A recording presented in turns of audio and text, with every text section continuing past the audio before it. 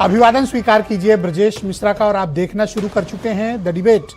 बहनों भाइयों, America Israel बनाम ईरान की इस जंग में अगर किसी को सर्वाधिक नुकसान हो रहा है तो वो है संयुक्त अरब अमीरात, और उसमें भी एक शहर है जिसे सपनों का शहर कहते हैं, दुबई। ईरान की मार से दुबई बेजार है, दुबई का सारा कारोबार धंधा पानी सब रुक गया है। लेकिन सवाल ये है कि दुबई को बर्बाद करके या दुबई पर अटैक करके दुबई को मुसीबत में डाल के ईरान को क्या हासिल होने वाला है, और इसकी वजह क्या है कि ईरान अपना बदला अमेरिका और इजराइल से ज़्यादा दुबई से ले रहा है। क्या उसकी तरक्की से जलन है या फिर इसके पीछे बात कुछ और है? आज चर्चा इसी विषय की करेंगे। बहनों भाइयों, जिसे सपनों का शहर कहा जाता है, जिसे दुनिया का सबसे सेफ सबसे सुरक्षित शहर कहा जाता है, जहाँ कोई इनकम टैक्स नहीं है, कितना भी आप कमाएं 1 रुपया आपका इनकम टैक्स नहीं लगेगा, उस शहर का नाम है दुबई।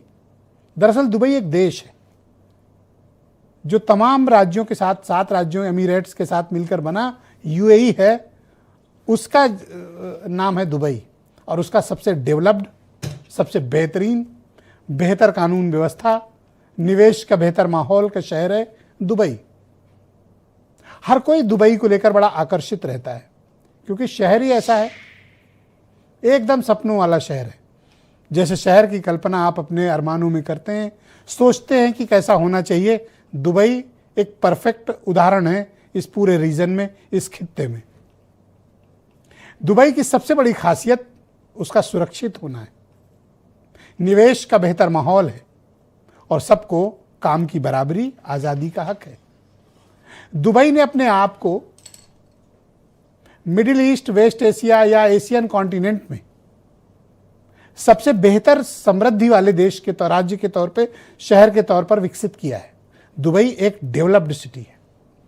बहनों भाइयों, दुबई के बारे में क्या कहना, तकरीबन $200 बिलियन का कारोबार का इकलौता ऐसा शहर है, एक शहर है।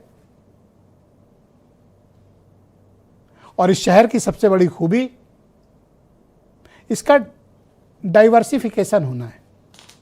दुबई कोई तेल आधारित अर्थव्यवस्था का शहर नहीं है।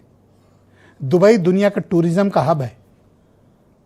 दुबई दुनिया भर के एविएशन कनेक्टिविटी का हब है, जहां से 92 मिलियन पैसेंजर्स का आवागमन होता है दुनिया के 7 कॉन्टिनेंट में। एक ही शहर है, एक ही हवाई अड्डा है जो 7 कॉन्टिनेंट को एक साथ जोड़ता है, दुबई। दुनिया में सर्विस इंडस्ट्री का, हॉस्पिटैलिटी इंडस्ट्री का, एजुकेशन का हब है दुबई। और दुनिया का सबसे बड़ा बंदरगाह है जबल अली, दुबई में। बहनों भाइयों, दुनिया भर की अर्थव्यवस्था की रीढ़ बन चुका है दुबई। न्यूयॉर्क और सिंगापुर के बाद दुबई का ही नंबर है। शायद यही दुबई की खासियत उसे दूसरों में अपने लिए मुसीबत भी पैदा करती। अमेरिका और इजराइल ने जब ईरान पर 28 फरवरी को हमला किया, 1 घंटे के भीतर ईरान ने अमेरिका या इजराइल पर नहीं, दुबई पर गोलाबारी शुरू कर दी। दुबई पर बैलिस्टिक मिसाइल्स और शाहे ड्रोन के जरिए हमले शुरू कर दिए, जो लगातार आज 17 तारीख है जब हम आपके साथ डिबेट कर रहे हैं, आज भी हमलों की चपेट में, हमलों की जद में है दुबई। दुबई में डर दहशत का माहौल है। दुबई ड्राई हो चुका है। दुबई का कारोबार लगभग ठप पड़ा हुआ है। दुबई का हवाई अड्डा ठप पड़ा हुआ है। दुबई का बंदरगाह ठप पड़ा हुआ है। दुबई की अर्थव्यवस्था ठप पड़ी हुई है। और अगर दुबई की अर्थव्यवस्था बहनों भाइयों ठप पड़ेगी तो उसका प्रभाव सिर्फ संयुक्त अरब अमीरात या दुबई में ही नहीं, दुनिया भर में उसका इंपैक्ट पड़ेगा। क्योंकि दुबई एक ग्लोबल हब है, ग्लोबल सप्लाई चेन का, एविएशन का, फिनांस का, बैंकिंग सिस्टम का, सर्विसेज का, और भारतीयों का पैसा यहीं लगा है दुबई में। आपको पता है दुबई में तकरीबन 28% प्रॉपर्टी मार्केट इंडियंस के कंट्रोल में, या तो वो बेचते हैं, खरीदते हैं, या उनकी है। तो दुबई की अर्थव्यवस्था का बहुत बड़ा संचालन भारतीय अर्थव्यवस्था और भारतीयों की होती है। हर मोहल्ले में आपको कोई ना कोई व्यक्ति मिल जाएगा जिसका दुबई से कोई कनेक्शन है, या तो काम करता है, या रोजगार करता है, या उसके साथी रिश्तेदार रहते हैं, या फिर उसका इन्वेस्टमेंट है, या उसका व्यापार है। एक फ्री ट्रेड जोन है दुबई। दुनिया में दुबई की मिसालें दी जाती हैं, लेकिन ईरान ने जिस कदर उसके ऊपर हमला कर रखा है, उसने दुबई के बारे में जो प्रचलित मान्यताएं थी उसको झंझोड़ कर रख दिया है। मतलब दुबई पर भी हमला हो सकता है, दुबई के एयरपोर्ट को ठप किया जा सकता है, दुबई के बंदरगाह को ठप किया जा सकता है, बैंकिंग फाइनेंशियल इंस्टीट्यूट को ठप किया जा सकता है।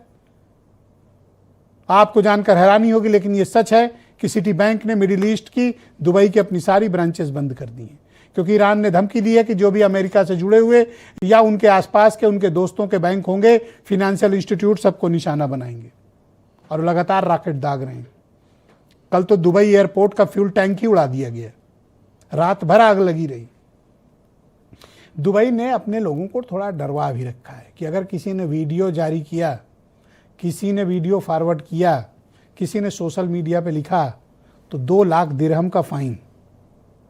ठीक, तकरीबन 80 लाख, मतलब कितना हुआ, 40 लाख, 50 लाख के लिए उतना तो फाइन और जेल अलग से। 19 इंडियन जेल में हैं इस समय जो वीडियो बना रहे थे। तो दुबई ने हर संभव कोशिश की दुनिया को ये बताने के एवरीथिंग नॉर्मल, बट मैं आपको बता रहा हूं दुबई में नॉर्मलसी नहीं है। दुबई की अर्थव्यवस्था बहुत बुरी तरह से, दुबई की सभी इंडस्ट्री बहुत बुरी तरह से प्रभावित हैं और 18 दिन से वहां कुछ हो नहीं रहा है, सब ठप पड़ा हुआ है। लोगों में डर का माहौल है, हर कोई अपनी जान बचाकर वहां से निकलना चाहता है, क्योंकि रॉकेट किसी को नहीं पहचानता, मिसाइल किसी को नहीं पहचानती। लेकिन दुबई की या यूएई की इस बात की तारीफ भी करनी चाहिए कि ईरान के प्रतिदिन के औसतन 15 से 20 बैलिस्टिक मिसाइलें और तकरीबन 200 से 250 ड्रोन्स के जरिए अटैक यूएई पे आते हैं। और बहनों भाइयों 95% अटैक को यूएई इंटरसेप्ट करके गिरा देता है, लेकिन फिर भी 4-5% तो गिरता ही है। जो गिरता है तो ये हश्र होता है। तो ईरान का सारा मकसद है कि दुबई को हिला डालो, दुबई पर अटैक करो, इससे दुनिया भर में एक फियर डेवलप होगा, दुनिया भर की व्यवस्थाएं हिलेंगी, दुनिया भर का एविएशन मार्केट, एनर्जी मार्केट सब हिल जाएगा। इसीलिए यह हमला है। भारत के लिए भी बड़ी मुसीबत की बात है, क्योंकि हमारे लोगों को पैसा लगा है और हमारे लोग वहां फंसे भी हैं। दूसरा, हमें ना गैस मिल पा रही है ना ईंधन। किसी तरह 2 टैंकर निकल के आए हैं, तीसरे का भी कोई नाम लेवा नहीं है, क्योंकि आज भी स्ट्रेट ऑफ हार्मुज से एक भी टैंकर नहीं गुजरा। तो अब ये जो 2 आए हैं, 2-3-4 दिन के लिए, 2 दिन के लिए तो हैं, इसके बाद क्या होगा? तो मुसीबत बहुत बड़ी है। मैं चाहता हूं कुछ आप स्टेटमेंट सुन लें, फिर आज की डिबेट।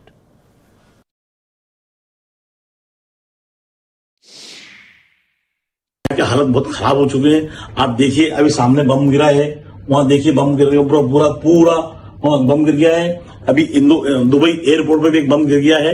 तो यहाँ की हालत बहुत खराब हो चुके हैं, पूरा ट्रैफिक बंद है। सरकार द्वारा लगातार यहाँ पर अलार्म बजाया जा रहा है मोबाइल पे, जिससे आप अलर्ट रहें, रूम में रहें, कांच के पास में ना रहे, अंदर रहे। You all know I put out on the social media as well how I was, and hopefully I was safe and came back home safely. But I think it's definitely very stressful. But at the end of the day, after staying like 3 days in Dubai, I thought, at most like priority is life comes first, and that's how I've decided to come back. And I've seen it with my eyes, and it was horrible. Like it was pretty bad. क्षेत्रीय युद्ध में यह बहुत ही important Iran के लिए target है, जिसपे pressure बनाया जाए।